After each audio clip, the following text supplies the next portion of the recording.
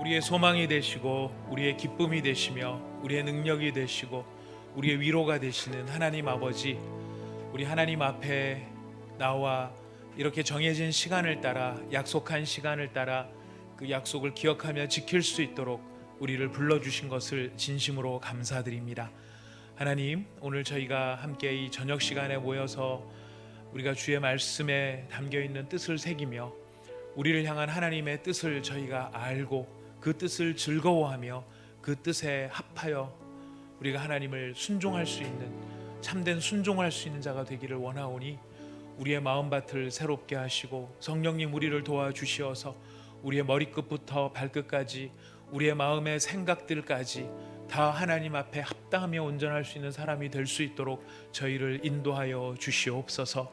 오늘 이 자리를 기억하며 나와 주님의 존전 앞에 엎드려진 사랑한 남녀 종들을 기억하여 주시어서 주를 바라는 자, 주를 간절히 사모하는 자, 주님을 의지하는 자를 주님이 기뻐하시고 그들에게 더 큰 복을 내려주시는 줄 믿사오니 주여, 우리 모두가 주를 향하여 한 마음으로 아버지 하나님 나왔사오니 우리 모두에게 주께서 은혜와 복을 더하여 주시옵소서. 예수님의 이름으로 감사하며 기도드리옵나이다. 아멘. 자, 오늘 우리가 출애굽 성경 파노라마의 구약편에 지금 저희가 어제 레위기 쪽을 좀 했었는데요.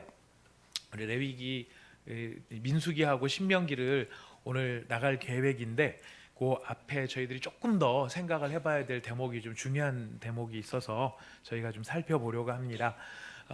먼저 우리가 내용은 출애굽기하고 레위기에 걸쳐 있는 내용이기 때문에 출애굽기 40장에 있는 말씀을 한번 펴보도록 하시겠습니다. 출애굽기 40장 34절부터 38절까지 레위기를 시작하기에 앞서서 출애굽기의 제일 마지막 끝나는 장면입니다. 출애굽기 40장 34절부터 38절까지의 말씀.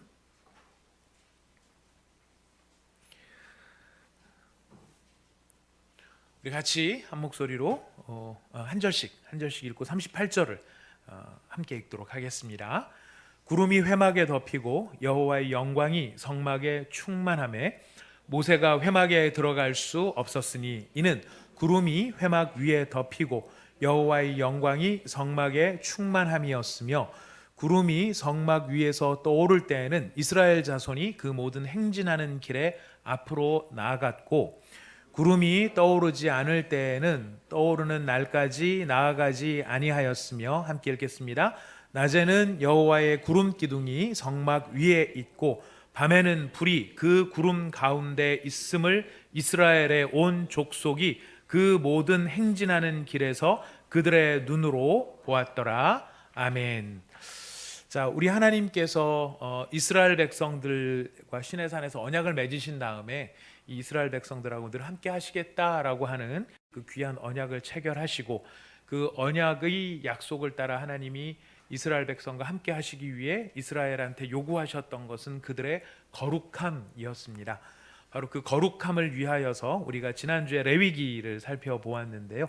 우리가 그 레위기에 나오는 모든 내용들이 구체화되고 구현되는 것이 이 성막, 흔히 회막이라고 하는 것으로 알려져 있는 바로 그것입니다.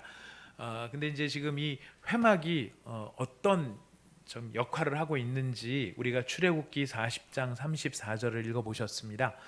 구름이 회막에 덮이고 여호와의 영광이 성막에 충만함에, 얼마나 그 영광이 정말 엄청났던지 모세조차도, 이스라엘 백성들 중에서 가장 구별되어진 모세조차도 그 회막에 들어갈 수 없을 만큼 이 회막에 여호와의 영광이 충만하게 임했던 것을 보게 됩니다.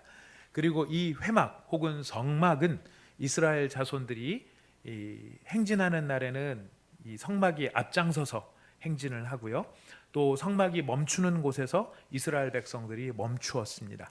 이스라엘 백성들의 모든 통제하게 되어지는 이 통제의 어떤 사인이 됐던 것이 바로 이 성막, 그리고 성막 위에 있는 구름 기둥과 불 기둥이었던 것이죠. 근데 바로 그것은 여호와의 영광의 임재, 여호와 하나님의 임재하심에 대한 상징 내용으로 나타나 있습니다. 그래서 오늘 저희가 레위기의 내용을 지난주에 저희가 잠깐 했기 때문에 그것만 한번 짧게 정리하고 오늘은 성막에 대해서 조금 말씀을 드리는 시간을 갖도록 하겠습니다.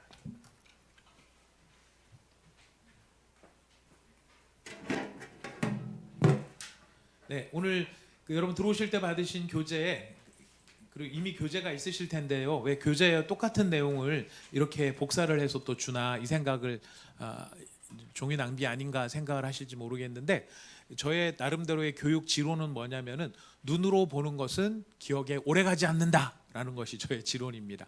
그래서 써봐야 된다. 자꾸 그려봐야 되고 낙서도 해봐야 되고 자꾸 손으로 해볼 때 우리 머릿속에 더 잘 기억되기 때문에 저의 목표는 여러분이 더 잘 기억하는 것입니다. 여러분의 기억과 영성을 위해서 종이가 사용된다면 그게 낭비라고 볼 수 없겠죠. 그래서 여러분들한테 이 종이를 드리는 것이고요. 이 교재에 나오는 내용이기는 하지만은 칸을 비워놨습니다. 그래서 우리가 직접 써볼 수 있도록 여러분들께서 작성해 보실 수 있도록 그렇게 준비가 된 것이고요. 제가 진작부터 사실 좀 했어야 되는데 정말 송구스러운 거는 이 영상으로 참여하시는 분들이 계신데 영상으로 참여하시는 분들을 위해서 미리 배려하지 못했던 것을 가로놓게 깨닫게 되고 크게 회개를 했습니다. 그래서 아마 제가 확인은 지금 못했는데 저희 간사님이 이 똑같은 교재 내용을 전체 카톡방에 아마 올려 놓아 주셨을 것이라고 생각합니다. 혹시 아직까지 안 올라가 있으면은 곧 올려드리도록 하겠습니다. 예, 곧 올려드리도록 하겠습니다. 예, 이제 교재 내용의 텍스트를 보시면서 여러분들께서 거기다가 이제 한번 적어 보시는데 하나님의 영광스러운 임재, 그 임재 앞에 누구도 못 나갔다고요? 모세도 못 나갔어요. 하나님의 임재가 얼마나 영광스러운지. 근데 바로 그 모세도 못 나갔던 그 당시에는 못 나갔지만은 이제 하나님 앞으로 나아갈 수 있는 모세뿐만 아니라 이스라엘 백성들이 하나님 앞에 나아갈 수 있도록 하기 위해서 지금 하나님께서 레위기를 준비를 해주고 계시는데요. 여러분 받으신 페이퍼에 보면은 레위기 해놓고 이게 지금 두 칸으로 나뉘어져 있을 겁니다. 그죠? 네. 두 칸으로 나뉘어져서 1장부터 10장까지가 있고 그 다음에 11장부터 또 내용을 이렇게 정리해 놓은 두 칸이 위에 있을 것입니다. 자, 1장에서 10장까지를 뭐라고 위에서는 지금 적어 놓고 있느냐면 뭐라고 적어 놓고 있죠? 하나님께, 예, 여러분도 한번 직접 거기다가 칸을 채워 보세요. 하나님께 가는 길. 그리고 아직 교재가 올라가는 걸 못 보신 분들은 빈 종이 하나에다가 여러분들도 똑같이 한번 그려 보시면 돼요. 써 보시면 됩니다. 하나님께 가는 길. 교재는 이미 다 채워져 있기 때문에 여러분이 쓰실 수가 없습니다. 그래서 그 칸이 비어 있는 종이를 드렸던 것이고요. 여러분께서 댁에 계시는 분들도 이렇게 한번 포맷을 표를 만드시면서 적어 보시면 됩니다. 자, 하나님께 가려면 거룩해야 돼요. 근데 이스라엘 백성들이 거룩하지 못할 때 거룩하지 못한 이스라엘 백성이 어떻게 하나님께 갈 수 있는가? 그 방법이 무슨 방법이죠? 제사예요. 자, 제사가 있는데 1장에서 10장까지 5가지 중요한 제사가 있습니다. 여러분 5가지 한번 제사 적어보기만 해봅시다. 하나하나의 의미는 저희가 나중에 정말 기회를 저희가 준비를 잘해서 그 레위기가 정말 중요한 책이거든요. 그걸 이해할 수 있도록 말씀을 또 배우는 시간을 저희들이 함께 갖기를 원합니다. 다만 자꾸 익숙해지는 게 중요하기 때문에 한 번씩 써보시는 겁니다. 자, 첫 번째 제사는 번제예요. 번제. 두 번째 제사는 소제예요. 소제. 세 번째 제사는 화목제. 네 번째 제사는 속죄제. 다섯 번째는 속건제. 여러분 다 쓰셨습니까? 네, 저만 쓰는 거 아니었죠?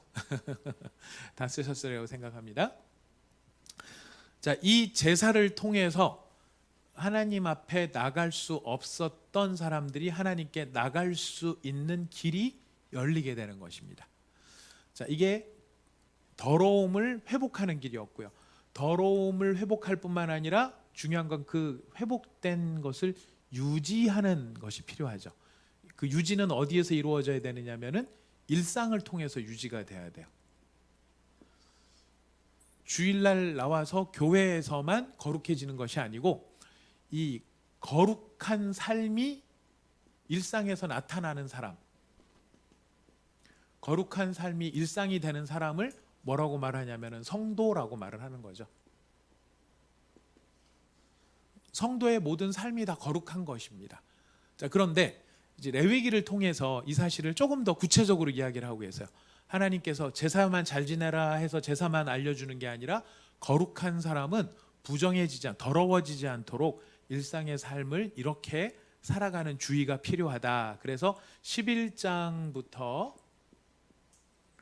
27장까지입니다. 27장까지는 여기 뭐라고 적으면 좋을까요? 예, 하나님과의 동행, 하나님과 동행하는 삶이라고 이제 삶에 대한 내용이기 때문에 하나님과의 동행이라고 되어 있어요. 자, 그래서 이 하나님과 동행하는 것에 대해서 이 두 가지 영역으로 일단 교재에서는 우리가 이해하기 쉽도록 하기 위해서 레위기 11장, 27장을 또 두 개로 분리를 해놨습니다. 하나는 정결한 삶에 대한 내용이고요. 한쪽은 바로 그것을 이어갈 수 있는 절기에 대한 내용이에요. 그래서 큰 앞에 차례대로 그냥 하겠습니다. 여기 세 칸으로 나누어져 있는 이거는 이제 그 레위기의 구조가 이렇게 돼 있기 때문에 구조를 따라서 차례로 적은 것뿐입니다. 먼저는 정결법이에요. 정결법은 다른 게 아니고 우리 지난주에 말씀드렸습니다. 어떤 음식을 먹을 거냐, 먹지 말아야 될 음식, 먹어야 될 음식. 그래서 성도는, 그러니까 이스라엘 백성들에게 하는 거죠. 이스라엘 하나님의 백성은 정결법에 따라서 더러운 음식을 먹으면은 안 되고 깨끗한 음식을 먹어야 돼요. 근데 참 놀라운 거는 우리가 먹는 음식의 종류에 따라서 우리가 더러워질 수도 있고 부정해질 수도 있다라는, 똑같은 말이네요. 부정해질 수도 있고 깨끗해질 수도 있다라는 거예요. 근데 하나님께서는 깨끗한 음식을 먹으라고 이스라엘 백성들에게 요구를 하고 계세요. 이게 이제 정결법에 해당되어지는 1차 내용인데요. 이게 11장부터 몇 장까지? 15장까지 나오고요. 그 다음에 하나님께서 속죄일에 대한 이야기를 이야기하고 계십니다. 속죄일, 이거는 한 장밖에 안 돼요, 그죠? 16장에 속죄일에 대한 이야기를 하고 있고요. 그 다음에 이제 정결법에 대한 이야기가 또 나오는데 이거는 음식에 관련된 게 여기 많이 나온다고 한다면 여기는 이제 피부병, 그 다음에 집, 네, 그 다음에 옷, 이런 것과 관련되어진 정결법, 두 번째 정결법이에요. 이건 17장에서부터 22장까지 내용이 나오고요. 그 다음에 이제 이것이 일상의 어떤 삶의 방식에 관련된 문화적인 내용이라고 한다 그러면 생활 습관이라든가 뭐 이런 것들에 대한 이야기라면 이제 그거를 날을 지정을 해주세요. 이게 사람들이 이렇게 거룩하고 깨끗하게 사는 것이 굉장히 중요하다는 걸 알지만 그 중요한 것을 더 잘 기억하고 하나님과 동행하는 것을 놓치지 않기 위해서 절기들을 만들어 줍니다. 그래서 이 절기가 있고 날이 있어요. 절기는 7절기가 등장을 합니다. 그리고 날은 한 날이에요. 안식일이에요. 그래서 이제 절기에 관련된 게 23장, 24장에 나오는 내용이고, 그 다음에 안식일에 관련된 것이 25장부터 27장. 안식일만 나오는 건 아니지만 안식일에 관련된 중요한 내용들이 여기에 담겨져 있어요. 어떻게 안식일을 지켜야 되고 어떤 정신을 가지고 안식일을 지켜야 되는가. 왜 이렇게 절기를 지키고, 이제 이스라엘의 절기하고 우리나라의 절기하고 조금 다른 점을 지난번에도 말씀을 한번 해드렸습니다. 우리나라에도 절기가 있죠. 모든 나라마다 각계 축제의 날들이 있어요. 절기가 있어요. 우리나라는 대표적인 절기 두 가지가 있습니다. 지금도 지키는 거, 설날하고 추석하고. 설날하고 추석하고 왜 지키죠? 노는 날이 있어야 되니까. 그래서 노는 날이 아니고 사실 더 고생스럽죠. 한 번씩 고향 왔다 갔다 하려 그러면. 설날은 새해 시작, 새 마음 가지고 새 출발하는 의미를 담고요. 추석은 한 해 추수를 기념하면서 우리의 풍성함을 같이 가족들과 함께 누리는 그런 화목의 의미가 있어요. 물론 옛날에는 거기에 다 제사가 따랐습니다. 그렇죠? 우리 크리스찬들은 제사를 안 지내니까 그 제사하고 별 인연이 없지만은 안 믿는 사람들은 놀러를 가더라도 뭐는 꼭 하고 가야 됩니까? 제사는 지내고 가야 돼. 이게 제사하고 연결이 되어 있는 부분이 있어요. 초월자와 관련되어 있는 부분들이 있죠. 자, 아무튼 안 믿는 사람들이나 우리 같은 경우에는 그 절기가 뭐 어떤 조상이라든가 이런 것과 관련된다면 이스라엘의 절기는 모든 절기가 누구와 관련되어 있을까요? 하나님과 관련되어 있어요. 그래서 매 순간순간마다 우리가 기념할 만한 어떤 일들이 있을 만할 때마다 이스라엘 백성들한테는 하나님을 기억하도록 만드는 절기들이 있었던 거예요. 그래서 우리는 추석이 되면은 가족끼리 모여서 이렇게 먹는 것이 초점이라고 한다면 이스라엘에게 있어서 추수는 누구에게 초점을 맞추어야 되느냐면 하나님께 초점을 맞추는 것이 이 절기의 정신이었다라는 것이. 그래서 이 절기를 이제 특별히 여기가 농경 사회였기 때문에 이스라엘이 농경 사회였기 때문에 농경과 관련되어 있는 농사와 관련되어 있는 중요한 이벤트들이 있을 때마다 그를 절기로 삼아서 이제 우리로 말하면은 우리는 가을 추수가 있고 봄 추수가 있었잖아요. 가을에 쌀을 거두고 봄에 보리를 거두고 하는 두 번에 있었다면은 이스라엘은 밀을 거둘 때가 있고 포도를 거둘 때가 있고 또 뭐 다른 거 보리나 이런 것들을 거둘 때가 있고 그러니까 각각의 작물의 상황에 따라 가지고 추수하는 절기가 틀리는데 그 각각의 추수 때에 맞추어서 절기를 지키게 하는 그런 것들도 포함이 되어 있는 것입니다. 그러니까 그 이야기는 무슨 얘기냐면 이 모든 것을 거두게 하시는 분이 누구이시다? 하나님이시다. 하나님이 우리와 함께 하시는 증거가 무엇인가? 이런 것들을 우리에게 주시는 공급하시는 하나님, 그 하나님을 기억하게 하는 것이 바로 절기의 의미였던 거죠. 그래서 하나님과 동행하는 그러니까 이게 뭐냐면은 사람이 이스라엘 사람들이 뭐 똑똑하고 유대인들이 낮고 뭐 어떤 면에서 그런 면이 있을지 모르겠지만은 사람은 다 같아요. 그래서 이스라엘 사람들이 됐든 우리나라 사람들이 됐든 우리가 믿음이 적어서 하나님을 기억 못하는 게 아니죠. 우리가 하나님과 동행하는 삶이 중요하다는 걸 알면서도 못하는 중요한 이유가 무엇입니까? 기본적으로 인간은 뭐가 안 돼요? 대부분 보면 멀티가 안 되는 것 같아요. 그러니까 업무를 할 때 동시에 몇 가지는 할 수는 있어도 큰 틀에서 놓고 보면은 뭐 하나에 빠져버리면은 다른 거를 잘 못하는 게 우리들 모습인 것 같아요. 그래서 이스라엘 백성이나 우리가 죄를 짓느라고 하나님과 동행 못하는 게 아니라요. 일상을 살아내느라고 하나님과 동행을 못할 때가 의외로 많더라는 거예요. 애들 밥 차려주고 학교 보내고 요즘에 학교를 안 보내죠. 학교를 안 보내니까 더 힘들다고 하시기는 하지만 아무튼 밥 해주고 뭐 일하고 나쁜 죄를 저지른 게 아니고 생활을 바쁘게 살다 보니까 문제는 누구를 잊어버린다는 겁니까? 하나님을 잊어버린다. 그래서 그 하나님을 잊어버리지 않도록 하기 위해 기억나게 하기 위해 절기를 제정해 주시고 특별히 안식일을 제정해 주시는 거죠. 그러니까 하나님을 잊어버리게 되면 어떤 현상이 생길까요? 금방은 표시가 잘 안 날지도 모릅니다. 우리가 기름진 음식을 한 번 먹었다고 해서 비만이 되는 건 아니죠. 근데 우리가 정신을 놓고 계속 거기에 그 음식을 반복해서 먹게 되면 어느 사이엔가 우리 남들한테 보여주고 싶지 않은 어떤 부분들이 우리한테 생길 수 있어요. 보이는 게 문제죠. 안타깝게도 잡히고 뭐 이런. 자, 이런 것들처럼 우리가 하나님과의 동행하는 삶을 한두 번 어떻게 하다 놓치는 것, 이 문제가 아니라 이게 습관화돼서 지속적으로 쭉 놓쳐버리게 되면은 제가 지난주 설교 초반에도 말씀드렸지만 정원을 망치는 방법 똑같이 생기는 거죠. 내버려 두면 잡초가 우거지는 것처럼 하나님과의 관계 우리가 신경 쓰지 않으면은 우리는 일상의 바쁨 때문에 하나님을 잊어버린 채 하나님을 잊어버리니까 생명의 원천이 되시는 분한테서 에너지가 우리한테로 공급이 안 되니까 우리는 더 피곤해지고 열심히는 사는데 더 힘들고 뭔가 이룬 것 같지만은 마음에 만족은 없고 보람도 없고 기쁨도 없는 그런 우울한 상황들을 우리가 맞이하게 된다는 거예요. 그래서 하나님이 우리한테 기억하도록 하기 위해서 절기를 주시고 나를 주세요.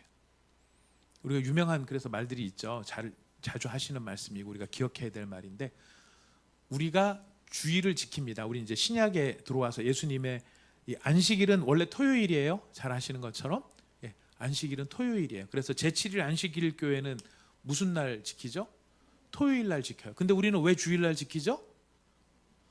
예수님이 부활하신 날이 주일이에요. 안식 후 첫날이에요. 그래서 초대교회에서는 안식 후 첫날 부활하신 예수님을 부활을 소망하면서 주일로 바뀌었는데 정신은 따라가고 있어요. 자, 그랬을 때 우리가 주일을 지켜라 많이 얘기를 합니다. 거룩하게 지켜야 된다 얘기를 합니다. 그러나 따지고 보면은 우리가 주일을 지키는 게 아니고 주일이 우리를 지키는 거예요.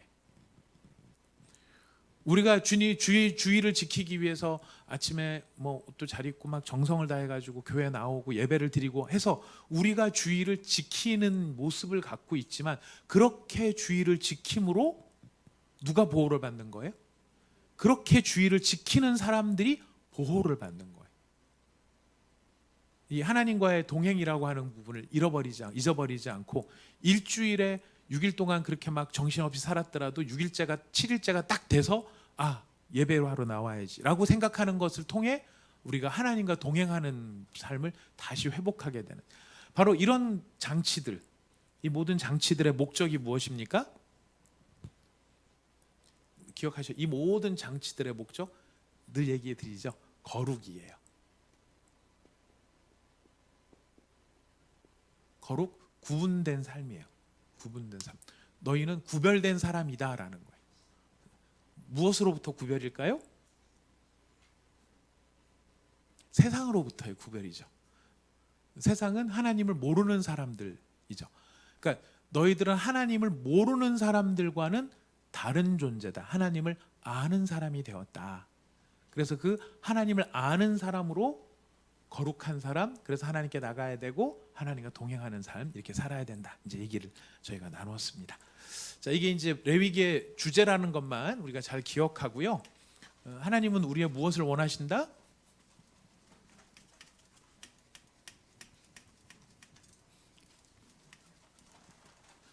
하나님은 여러분의 무엇을 원하실까요?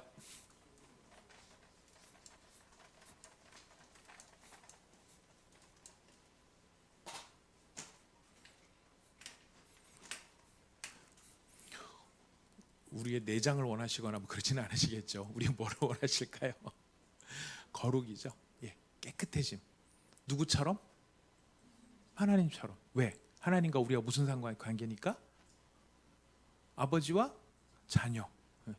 하나님은 우리 하나님이 되시고 우리는 그의 백성이 되었기 때문에, 그래서 우리한테 요구를 하시는 겁니다. 자, 그런 이제 일을 이루기 위해서 하나님께서 이제 성막을 만드셨어요. 그래서 여러분 그 표에 딱 보시면은 이 성막이 있는데, 성막 제일 밑에로부터 내려갈까요? 아니 올라갈까요? 위에서부터 내려올까요? 자, 여기 성막 전체에 보면은 마당이 있고, 마당 위쪽에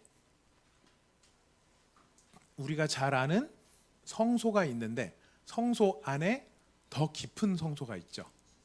지성소죠. 이 지성소에는 뭐가 있죠?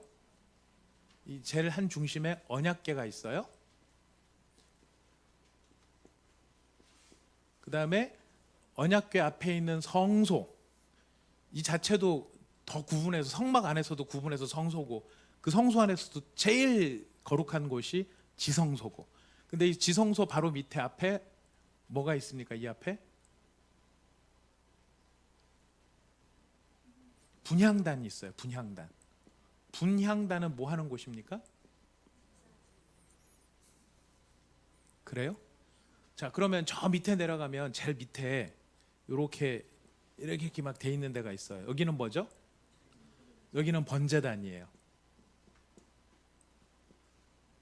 자, 그러면 제사는 어디서 지내는 겁니까? 여기다도 한번 드리고 여기서 2차로 드리고?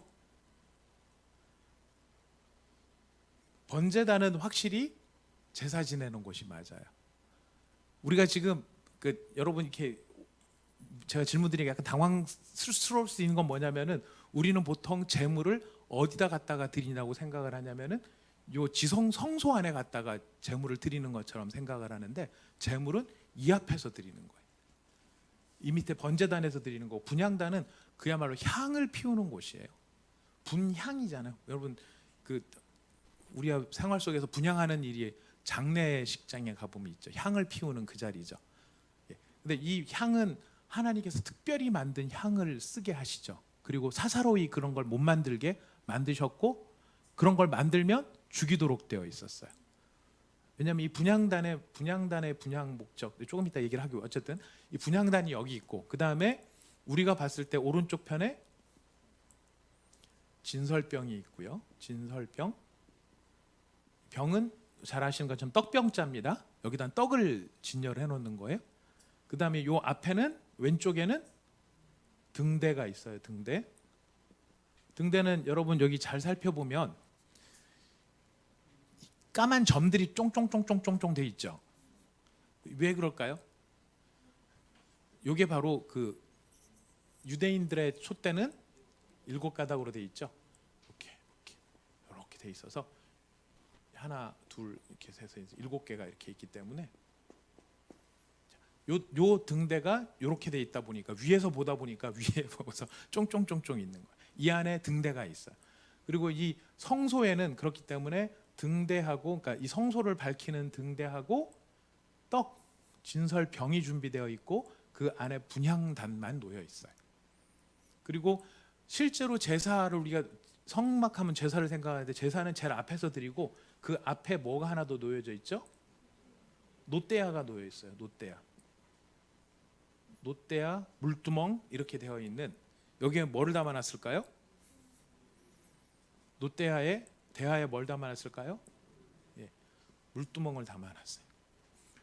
그래서 성전에서 성막에 들어와서 지금 이 입구가 이쪽이거든요. 여기서부터 차례대로 이렇게 가는 건데, 언약궤, 지성소에 있는 언약궤는 무엇의 상징이냐면은 하나님의 임재의 상징이에요. 언약궤 안에 여러분 뭐 들어 있는지는 이제 아시는 분도 계시고 모르시는 분도 혹시 계실지 몰라서 여쭤보면, 뭐 들어 있죠? 돌판하고 아론의 지팡이, 아론의 쌍난 지팡이. 전 중학교 때 처음 이야기 듣고 쌍난 지팡이라서 계란 2개가 달려 있는 줄 알았었습니다. 그 다음에 만나 항아리, 만나가 들어 있었던 항아리, 요게 이 안에 있었어요. 근데 이게 하나님의 임재의 상징이 되어지는 이유는 뭐냐면은, 이 언약궤 뚜껑에 뭐가 있냐면, 스랍 천사들이 날개를 이렇게 서로 마주하고 있고, 천사들의 상이 이렇게 있으면, 요 천사들의 상이 마주하고 있는 이곳에 하나님께서 뭐라고 말씀하냐면, 시은좌를 두겠다라고 하셨어요. 그래서 하나님께서 법궤, 언약궤의 그 뚜껑 위쪽에 천사들의 날개가 맞닿아지는 그 점에 하나님께서 시은좌, 다른 말로 하면 하나님의 임재가 여기서 임재하겠다라고 약속을 해주셨던 거예요. 그래서 성막, 가장 이 모든 것들이 다 중요한 이유는 뭐냐면은, 여기에 뭐가 일어나기 때문이에요? 하나님의 실질적인 임재가 일어나기 때문이에요. 물론 하나님의 임재는 신약 시대에 들어와서 우리 모든 사람들의 마음과 영혼 속에 하나님이 임재하신다고 하지만은, 기억해야 될 건 뭐냐면, 하나님은 초월하신 분이시거든요. 저희가 제자반 하신 분들한테는 제가 이제 성경의 권위에 대한 이야기를 할 때 하나님의 초월에 대해서 굉장히 좀 자세히 설명을 해드려요. 하나님이 초월하셨다라는 게 우리가 봤었을 때 얼마나 우리랑 다른가, 요것만 얘기할게요. 하나님이 초월하셨다라는 말은 무슨 뜻이냐면은, 인간이 가진 한계 때문에 그 한계를 넘어가신 분이라는 것이 초월이라는 뜻이에요. 근데 우리가 가지고 있는 그 한계는 시간하고 공간에 우리는 갇혀 있기 때문에, 시간과 공간에 갇혀 있는 우리가 초월하신 분이 어떻게 존재하는지, 그분에 대해서 어떻게 알 수 있는지 우리가 전혀 우리 스스로의 힘으로는 할 수가 없어요. 이게 인간의 한계이기도 하죠. 그런데 바로 그 인간의 한계를 벗어나신 초월하신 분이 인간의 한계 가운데로 들어오시겠다라고 하는 것이 어마어마한 일인 거거든요. 근데 이 일이 어디에서 일어나요? 바로 언약궤 위에서 일어나는 거죠. 그러니까 하나님이 어디에서 사람을 만나 주시겠다고 하셨습니까? 바로 지성소에서 사람을 만나시겠다고 한 거예요. 그래서 그 하나님의 임재하심 앞에 나가 그 하나님과 교제를 나누는 것, 하나님과 교제를 나누는 것이 전문 용어로 두 글자로 뭐라고 하는 거예요? 하나님과 교제를 나누는 것을 전문적으로 두 글자로 기도라고 해요.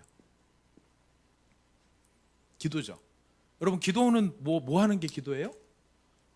하나님과 교제를 나누는 게 기도예요. 이제 지금 목적은, 초점은 여기에 있어요. 여기서 이게 이루어져야 돼요. 하나님과 임재하신 하나님 앞에 나가서 하나님과 교제를 나누어야 되고, 그 교제는 기도를 통해서 이루어져요. 분향단의 분향은 무엇을 위한 분향이냐면, 요한계시록이나 레위기에 보면 이 향은 뭐의 상징입니까? 기도의 상징이에요. 기도. 요한계시록 보면은 성도들의 기도가 향으로 돼서, 향기가 돼서, 연기가 돼서 하늘로 올라가잖아요. 지금 이 분향단이 제일 안에 있는 이건 뭐냐면은 바로 하나님과의 교제, 하나님과의 사귐, 그걸 위해서 기도의 자리로 나가는 거예요. 자, 근데 이 일을 위해서 이제 어떤 절차를 밟아가느냐. 이 순서가 이렇게 된 게요, 그냥 막 된 게 아니에요. 여러분, 이 목표는 여기까지 가는 건데, 여기까지 가기 위해서 제일 먼저 해야 되는 게 뭐예요? 제사. 아까 우리 레위기에서 5가지 제사 얘기 나눴었죠. 5가지 제사 왜 드려요? 결국은 속죄예요. 죄를 속하는 거예요. 그 다음에 물두멍에 가서 씻어야 돼요. 뭐죠? 정결이죠. 죄를 속했다, 죄를 졌다. 내가 지은 죄를 내가 죄를 지었고 그 지은 죄에 대해서 벌을 받지 않도록 용서를 받는 게 속죄라고 한다면, 속죄받은 자로서 그 다음 단계로 뭐를 해야 되냐면은 깨끗해져야 돼요. 정결해, 씻어야 돼요. 그리고 죄가 속해지고 정결한 사람이라야 비로소 어디를 들어갈 수 있어요? 성소로 들어갈 수 있죠. 근데 성소로 들어갔더니, 성소로 들어간 목적은 항상 기억하셔야 됩니다. 기도가 목적이에요. 그런데 그 양옆에 뭐가 있어요? 진설병과 등대가 있는 거예요. 그럼 이 진설병은 어떤 역할을 하는 걸까요? 뭘 상징해 주는 걸까요? 이거는 떡이고 이거는 빛이에요. 우리가 신약적으로 이해를 해보자라는 거예요. 신약적으로 이해를 해보자는 거예요. 떡은 예수님께서 자기의 몸을 이야기하실 때 내 몸은 살아있는 떡이다 그러시죠. 근데 그 예수님께 살아있는 떡이다라고 말씀하실 때도 떡을 이야기하셨지만은 양식, 영혼의 양식, 우리로 말하면은 성경이 될 거예요. 달리 말하면 진리의 상징이죠. 빛은 누구의 임재의 상징일까요? 성령의 임재의 상징이죠. 우리의 어두운 영혼을 밝혀주시는 성령의 임재의 상징이에요. 속죄를 얻고 깨끗함을 입은 사람이 하나님 앞에 나가서 교제를 하고 기도를 하기 위해서 무엇과 무엇의 지금 사이를 통과를 하는 것입니까? 빛과 떡의 사이를 통과를 하면서 성령과 성경의 도우심을 받아 누구 앞으로 나가는 거예요? 하나님 앞으로 나가는 거예요. 우리 거룩의 최종적인 목적은 누구와의 교제입니까? 하나님과의 교제예요. 이게 제일 중요한 거예요. 하나님 앞에 나가. 근데 하나님 앞에 나가고 싶다고 막 나가는 게 아니에요. 우리는 기도를 되게 쉽게 생각하고 내가 기도를 안 해서 문제지, 하기만 하면 얼마든지 할 수 있어라고 생각을 해요. 맞아요. 우리 신약 시대의 성도들은 그런 특권을 받았어요. 근데 여러분, 그 기도가 이루어지기 위해서는, 즉 하나님과 교제한다는 차원에서의 기도가 이루어지기 위해서는 그냥 아무 때나 가서 턱 하는 게 아니라 거룩하신 하나님 앞에 나가기 위해 준비가 필요한 거예요. 죄를 속하고 죄 용서를 받아야 되고 정결해져야 되고 성령과 성경의 도우심을 내가 이 얘기는 무슨 얘기냐면 내가 마음대로 나가서 내 마음대로 얘기하는 게 기도가 아니라는 거죠. 성령의 조명하심과 성경의 가르침의 뜻을 따라서 하나님의 뜻에 합한 교제를 나눌 수 있어야 된다라는. 근데 이게 너무 놀라운 것은, 재미있는 것은 이 모델이 지금 여기 있는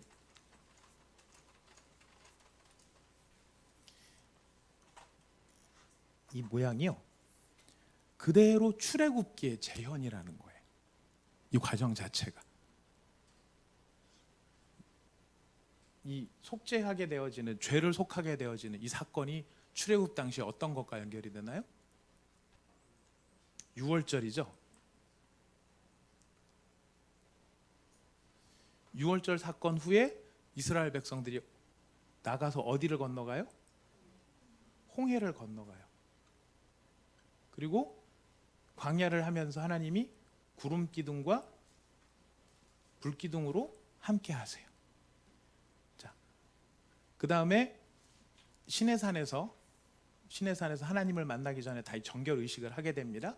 다 정결 의식을 하게 되고 그들의 앞에 하나님께서 양식도 주시고 물도 주시고 하는 준비 과정을 했어요. 그래서 결국 어디에 이르게 하세요? 가나안 땅까지 가기 전에 일단은 시내산까지 가요. 시내산에 가서 하나님께서 시내 꼭대기에서 누구를 만나 주세요?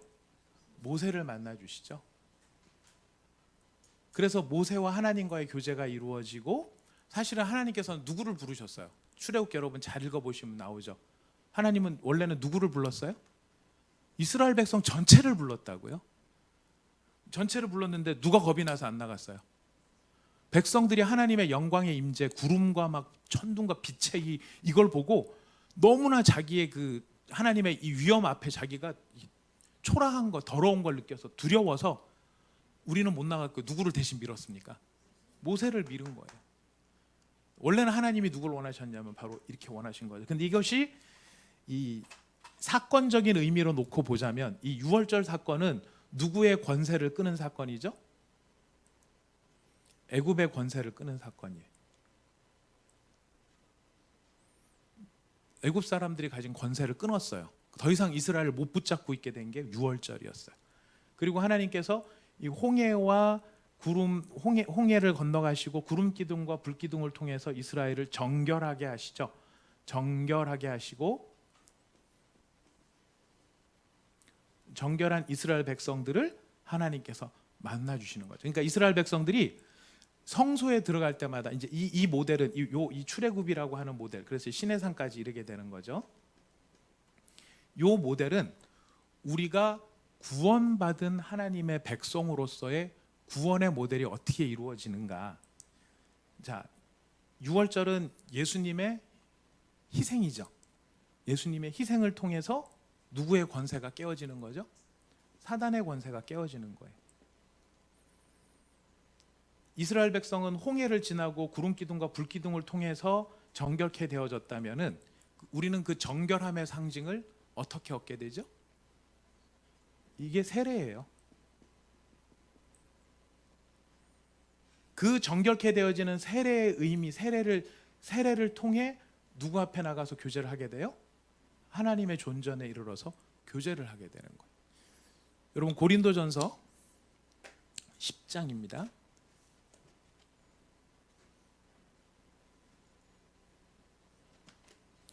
고린도전서 10장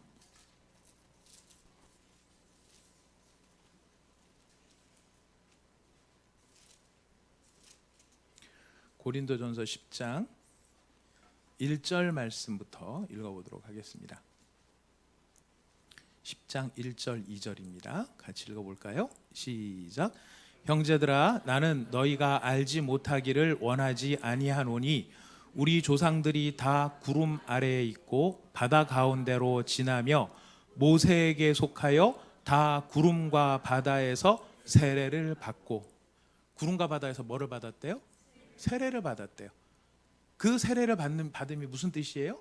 정결함이에요. 하나님 앞에서 정결하게 되어짐으로 지금 누구를 만날 준비를 하는 것입니까? 하나님을 만날 준비를 하는 거예요. 여러분, 우리 신약 시대의 성도들은요, 어마어마한 특권을 누리는 게 뭐냐면, 구약 시대 같으면 하나님 앞에 나가서 우리가 제대로 된 기도의 자리에 이르려면 엄청난 준비를 하고 절차를 거쳐야 돼요. 여러분, 비용적으로도 사실 만만치 않아요. 여러분, 매년 소 한 마리씩 바친다고 생각해 보십시오. 그까지 소, 여러분들은 트럭째로 가져올 수 있을지 모르겠지만 보통 사람들 같으면은 소 한 마리 적지 않은 비용이에요. 절기 때마다 이게 아까 7절기가 있었지만 하나님 앞에 반드시 나가야 될 대표적인 3대 절기 이런 것 때마다 1년에 3마리씩 한다 그러면은 엄청난 비용이 들어갈 거예요. 그런데 비용의 문제가 아니라 이거 목적이 어디에 있어요? 죄의 용서를 받아야 돼요. 내가 지은 죄에 대한 용서를 받고 이 앞에서 정결한, 이 정결함이라고 하는 것은 결국 달리 말하면은 내가 누구인가를 확인하는 거예요. 내가 누구인가.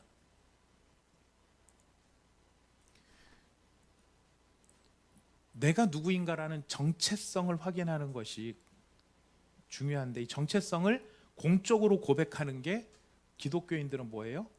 세례예요. 그래서 늘 얘기하지만은 세례의 가장 중요한 뜻은 어디에 있냐면, 내가 나로 존재하는 사람이 아니고 나는 누구와 연합한 사람이라는 거예요.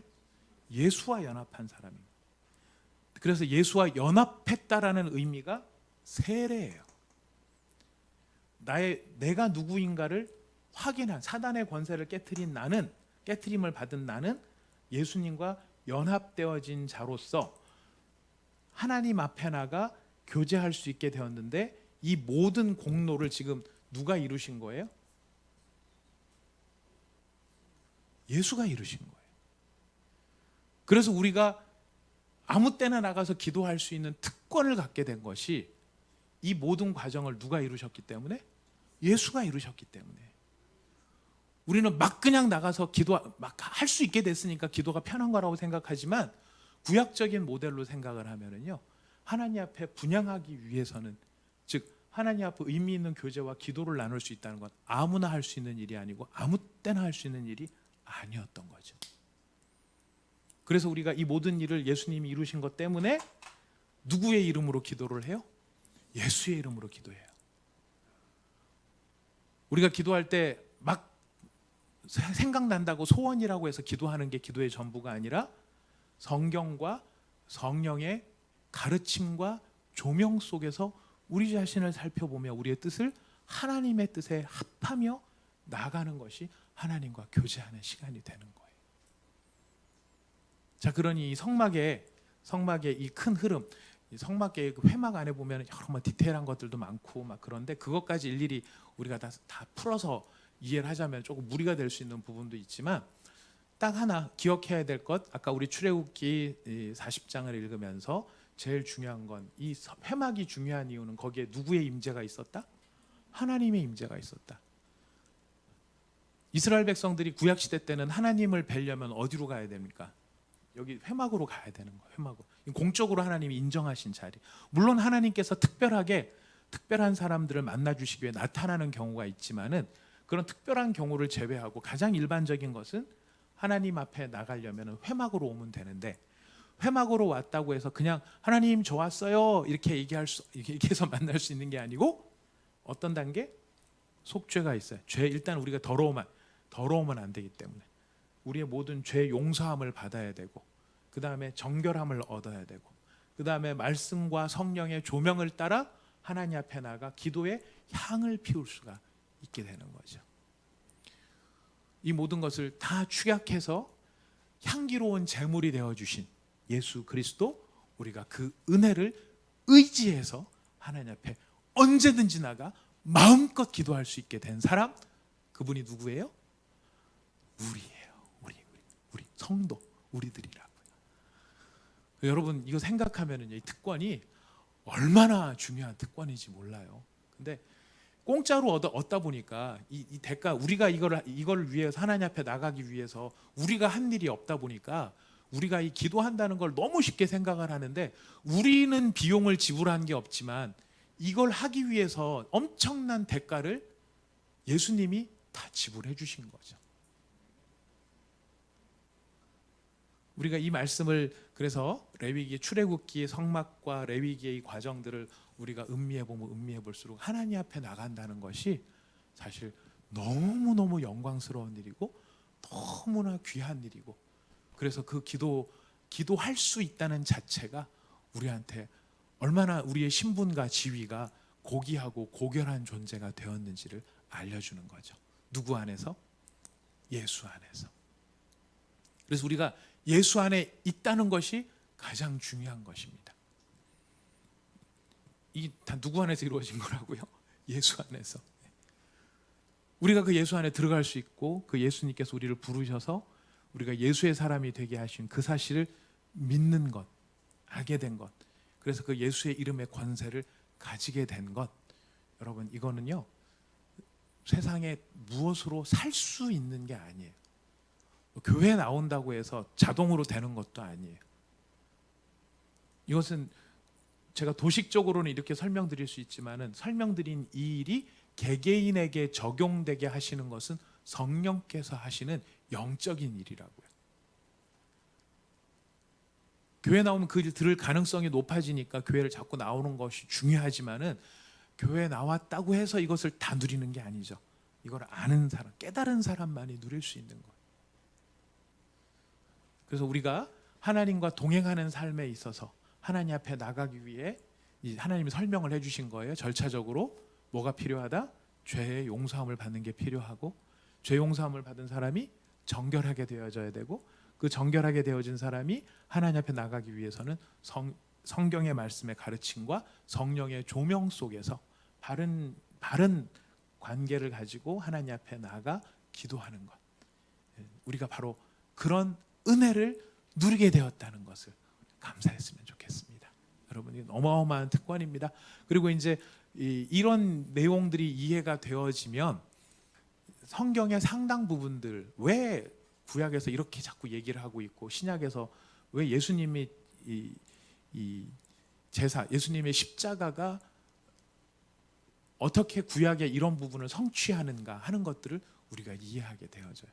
그리고 심지어는 요한계시록을 이해할 때도 이 모델이 머릿속에 들어가 있으면은요, 예수님께서 나타나실 때, 요한계시록에 나타나실 때 보면은 7 금촛대 사이를 다니시면서 7 별을 손에 드신 분, 이런 표현들이 나타나요. 이 7 금촛대 사이를 다니신다는 말이 뭐겠어요? 하나님의 지성 성소 안에서 성소의 주인이 예수 그리스도라는 사실을 우리에게 보여주는 이미지들이에요.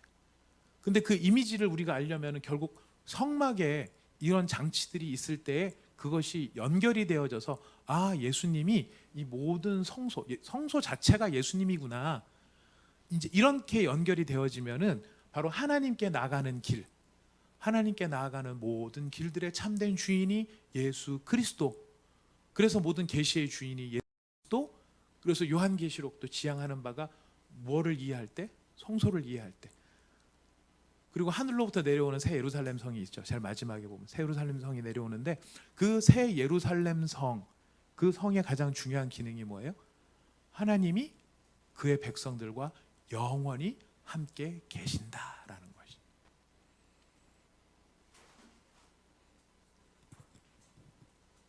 김인숙 집사님, 감사합니다. 온몸으로 반응을 보여주셔서 감사합니다. 자, 이렇게 우리로 하여금 하나님 앞에 나가는 이 특권과 영광을 누리게 하신 예수 그리스도. 그래서 우리가 많은 이 은혜를 깨달은 사람들이 누구를 향해서 감사할 수밖에 없을까요? 예수를 향해서 감사할 수밖에 없고, 누구를 의지할 수밖에 없을까요? 예수님을 의지하는 게 되는 거죠. 나는 내 힘으로는 속죄도 안 되고, 내 힘으로는 정결케도 안 되고, 내가 진리의 조명도 받을 수 없지만 누구의 능력과 누구의 힘으로? 예수의 힘과 예수의 능력으로. 그래서 우리가 그 예수님 존귀하신 이름을 찬양하기를 원하는 것입니다. 자, 이런 부분들이 우리가 기억되는 게 파노라마의 그 일단 가치예요.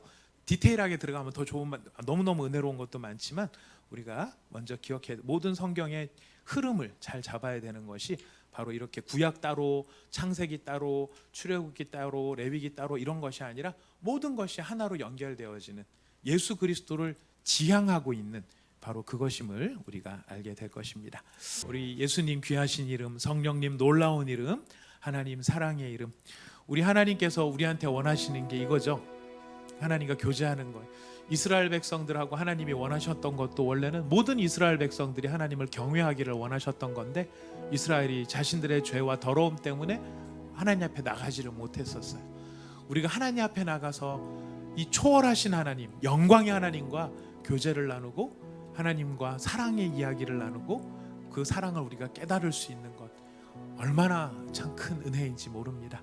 바로 그것이 기도할 수 있는 특권인데요, 바로 그렇게 일을 만들어주신 우리 삼위일체 하나님, 우리가 그 영광의 이름을 찬양하면서 한 번 더 찬양으로 나가겠습니다. 예수 귀하신 이름, 예수 귀하신 이름, 아름다운 영광의 주, 전능하신 주